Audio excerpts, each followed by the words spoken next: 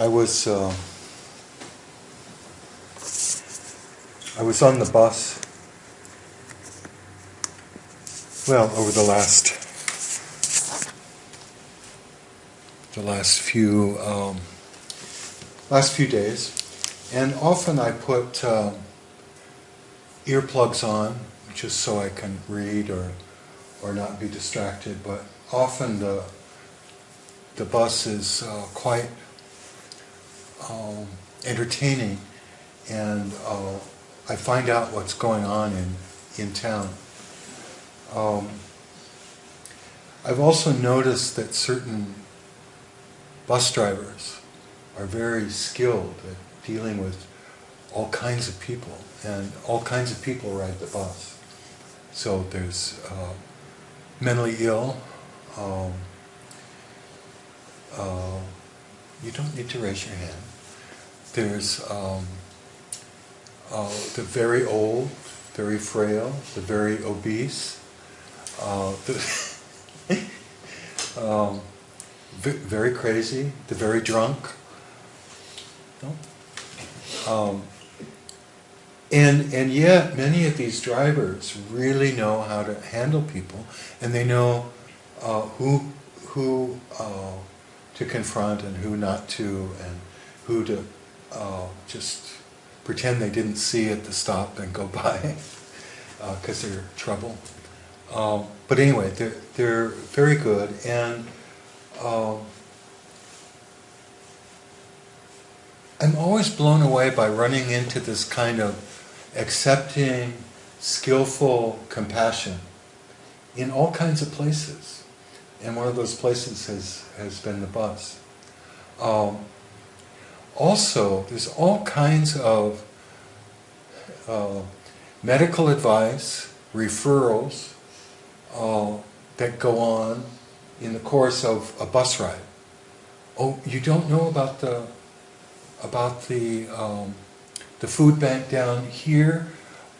Oh no, we've just been going to Monday in Aberdeen. Oh, but there's another one you can go to on Thursdays, and you'll get directions. You'll get everything you need. You'll also get told which doctors to trust and which not here in town. It's all very helpful, and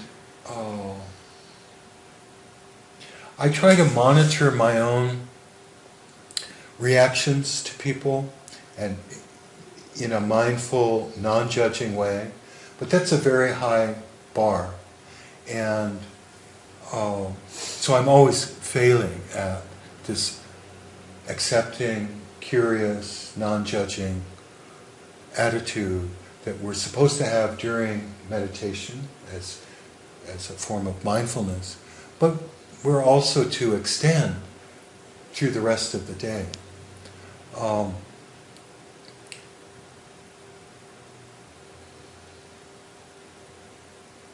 I've heard just amazing things on the bus.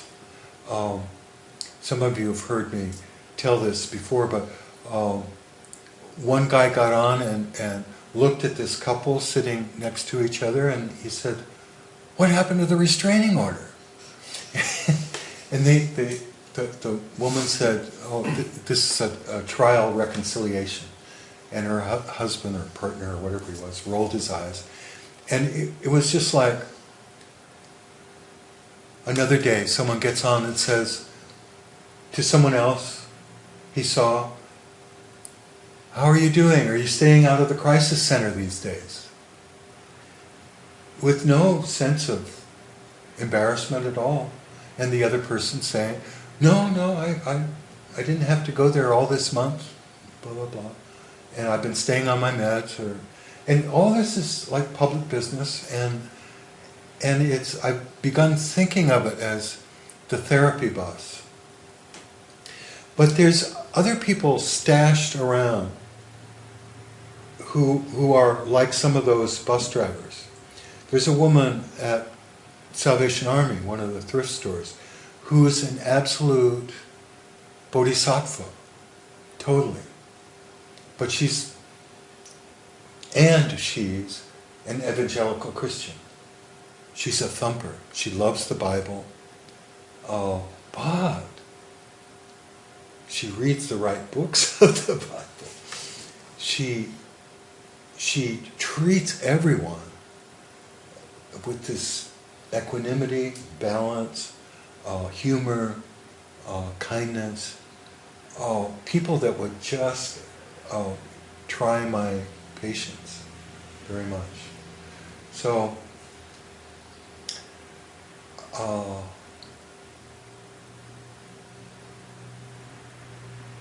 for me to become a bodhisattva, I have to pattern myself after other people I've known. And one of them I've talked about is Isan Dorsey, who was one of my original teachers, who always talked to people. I've told many stories about him, but one of my favorites was we went into Tenderloin, downtown San Francisco, really rough part of San Francisco, to look for leads on who had killed Chris Persick's son, who had been murdered outside of Zen Center. And we got in the elevator of this rundown Tenderloin hotel. We went out to the floor, knocked on the door. The person wasn't there. We come back to the elevator, press the thing. The elevator comes, the door opens, and there's these maybe 5 Hell's Angels standing in the elevator. And my first reaction is, let's take the stairs. Isan walked right in there. He looked them right in the eye and he said, I love your chains and your leather.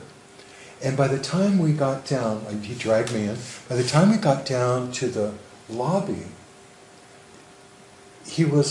they were all just fascinated by him. Because he didn't judge them. He liked their outfits. And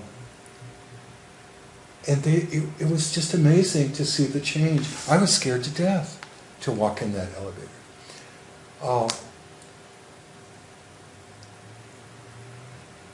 All these people have taught me this stuff. I've been doing a practice with the Celtic devotional. This is devotional is a thing like a breviary where you have readings and songs and poems and things for each day of the year, and it's divided by the seasons, and it's done in a Celtic manner. And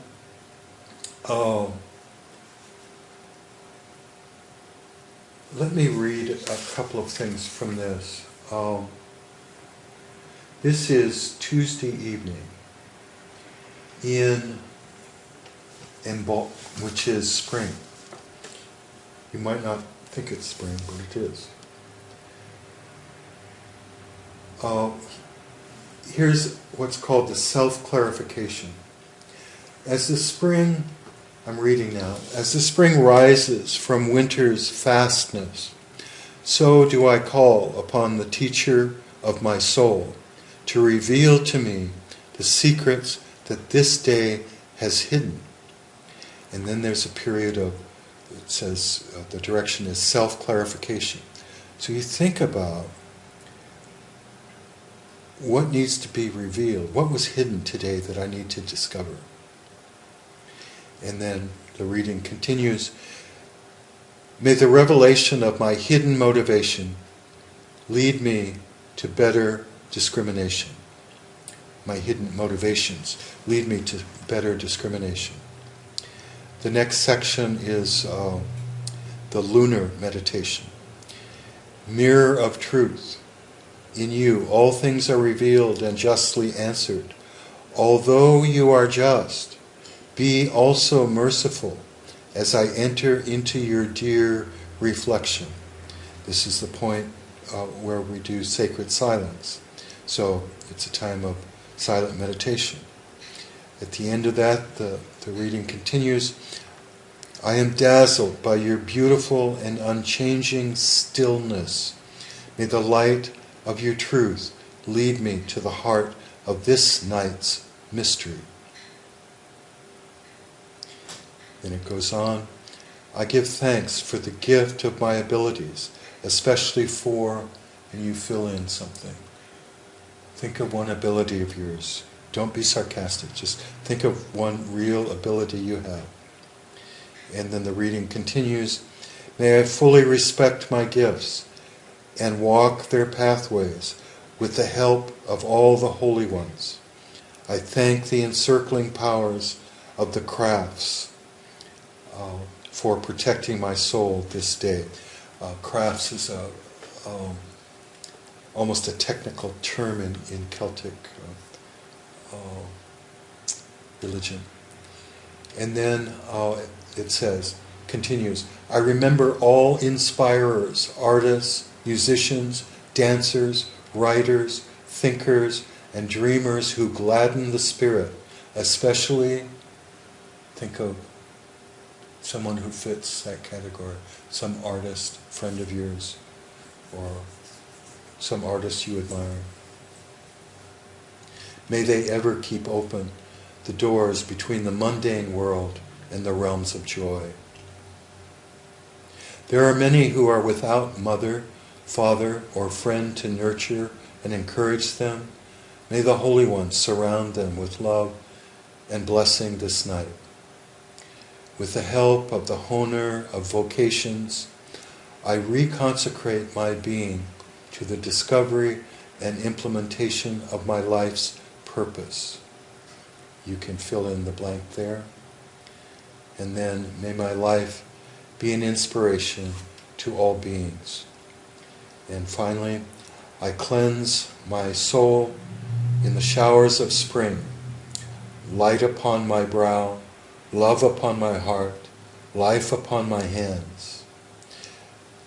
May the blessing drops of spring bring peace to the soul of all beings from spring's twilight till spring's dawn light. O dazzling darkness, be my covering. O sprinkle of stars, be my dreaming as I wait for spring's embrace.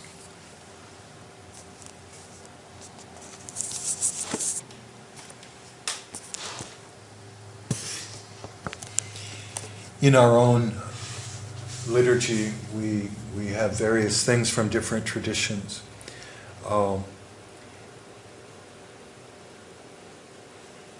And these are ways that we can both study and encourage ourselves. I've said many times before that the reason for the refuges, the Buddha, the Dharma, and the Sangha, is basically to encourage ourselves. The Buddha means it's possible. Remember, I said before, the early symbol of the Buddha was not any statues at all, but footprints. And that just means he was here. He was on earth. So, we can do it. Any human being can do this. Okay? Buddha, the teaching, the Dharma, Buddha Dharma, he left us some advice, really good advice. If you go back to and look at some of the early suttas or sutras, he told us how to do this, how to stop manufacturing our own suffering. And finally, the Sangha, again. If I sit here alone, as I do many mornings, I can easily talk myself into getting up and going and finishing my to-do list or whatever pressing thing I think is going on. But with you here, I'd be too embarrassed to do that. So I stay seated. And that's the power of us sitting as a group. We can stay still and encourage each other by our very stillness. Finally, somewhere I read recently that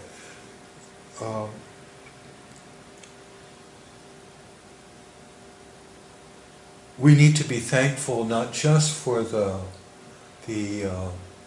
warm and fuzzy things, but we need to thank the universe from time to time, for the mosquitoes, for the cockroaches.